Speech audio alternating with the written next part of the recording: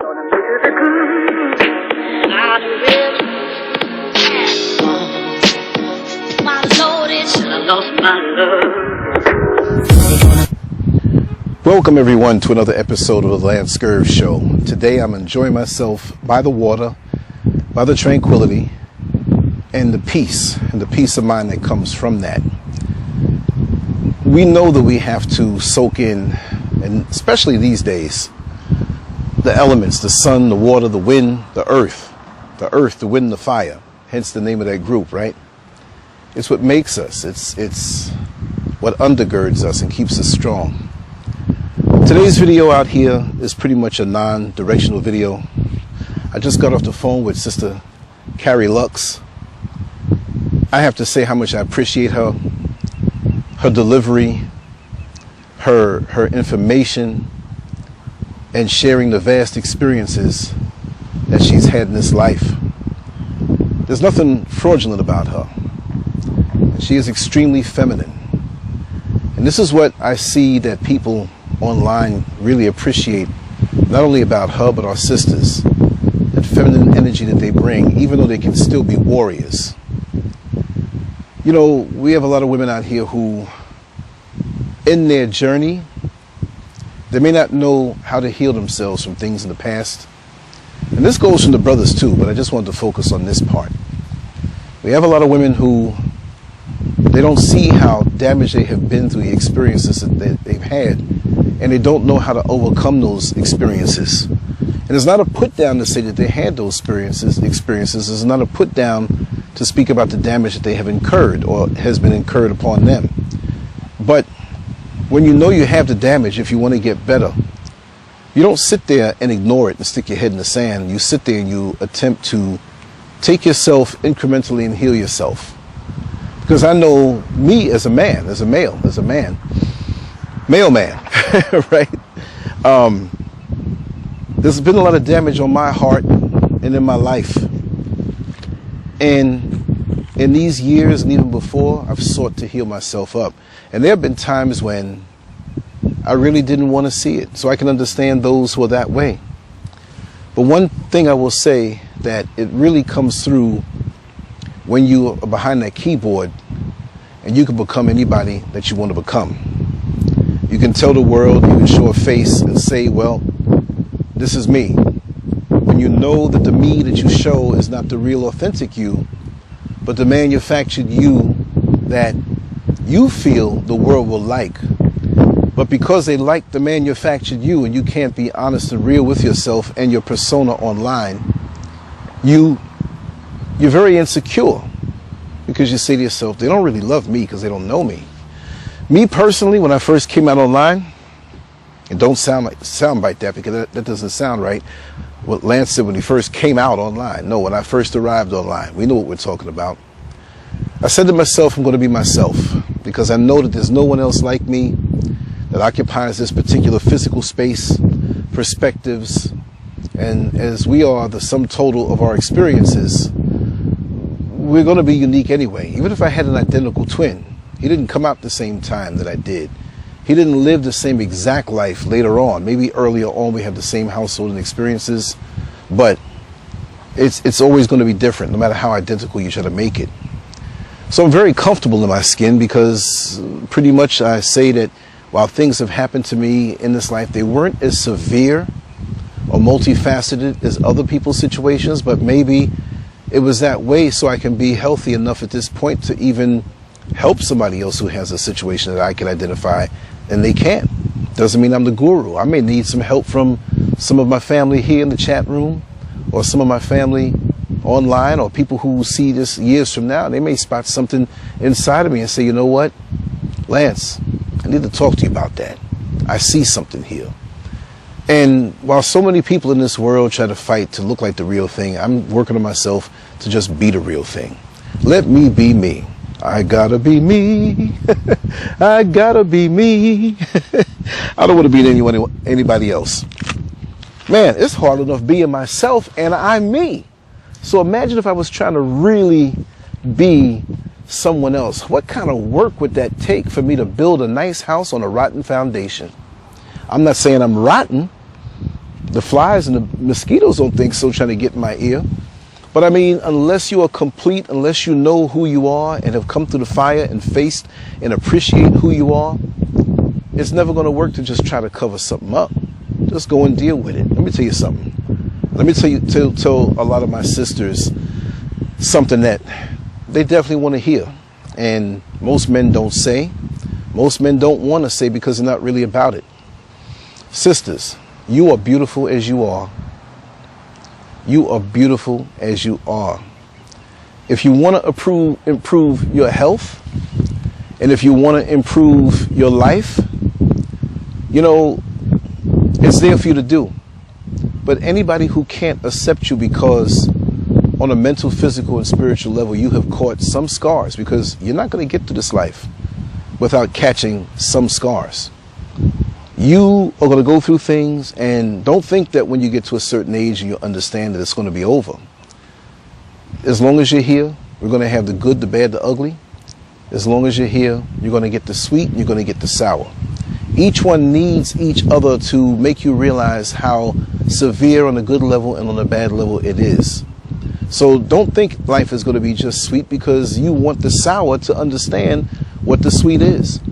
You won't know what's sweet until you know what's sour. Like I say, my own personal saying that you're only going to hear it here unless somebody repeats it.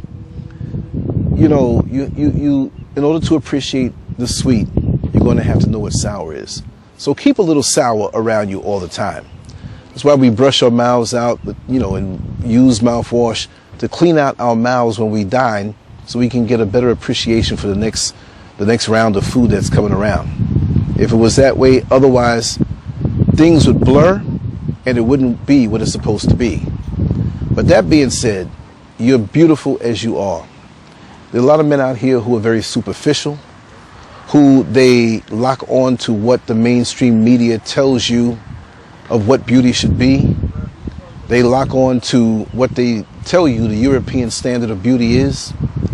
But yet and still, while they make fun of you, the system, and say that your lips are too big, and say that your butt is too big and you're too dark, their women at the same time are in the beauty salons trying to get dark in the tanning salons. They're trying to work out and get the body that you have.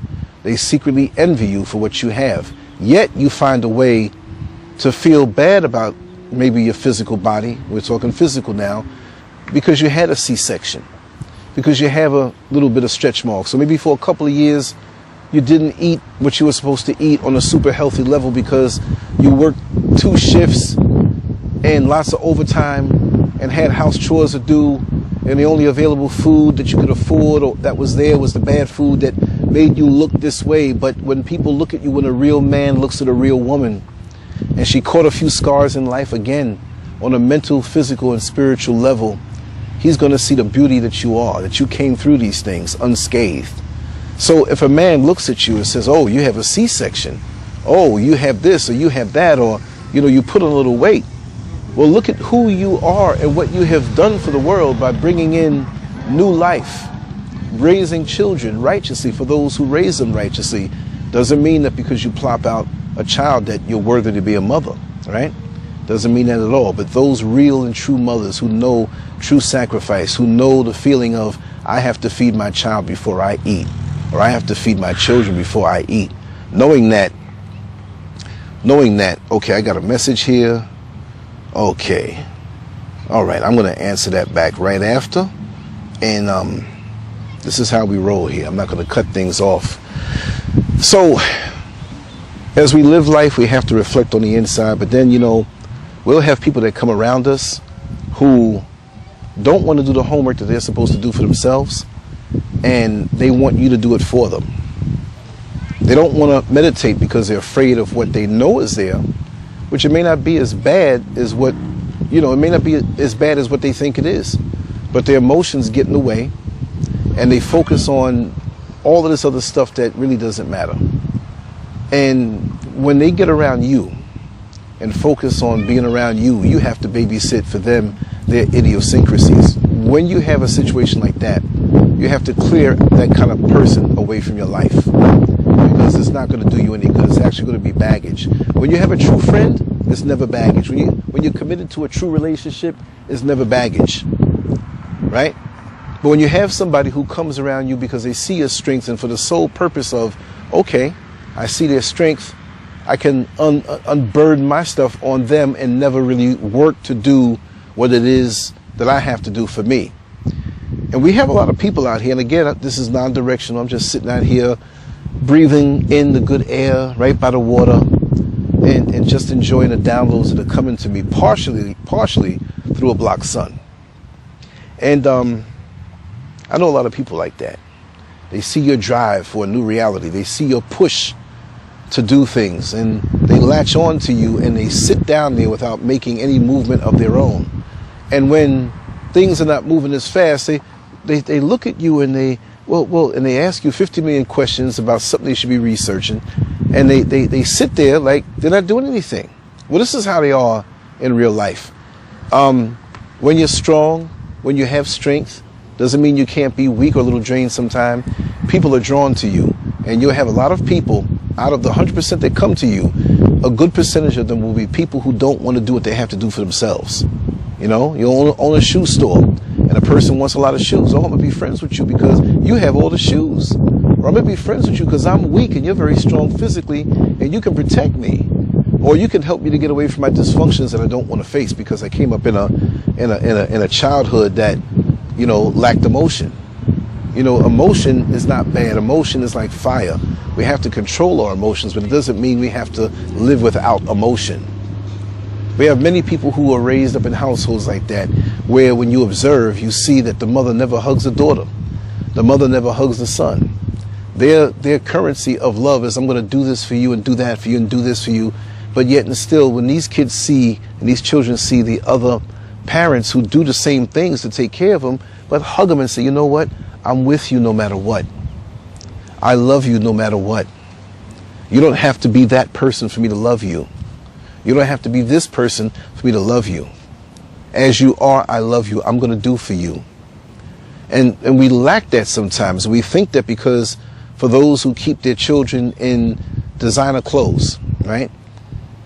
Well, when they get older, I kept you in the best. I did this and I kept you in the best clothes. I kept you, your hair cut right, and I kept you with the best sneakers on. But oftentimes our children just need your presence and they need a hug.